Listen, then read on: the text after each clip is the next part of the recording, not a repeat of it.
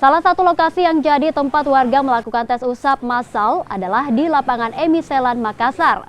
Tempat ini digelar tes usap massal, bertepatan dengan jadwal tes usap massal untuk Kecamatan Rapocini.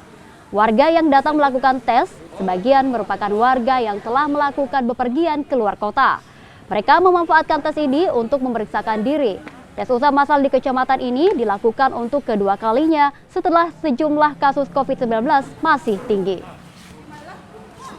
Kerjanya dulu di Surabaya, tapi semenjak pandemi ini akhirnya disuruh pulang ke Makassar. Kemarin itu soalnya aku habis acara adat di Toraja, jadi habis kumpul sama orang banyak, jadinya pengen swab aja, takutnya ada apa-apa gitu.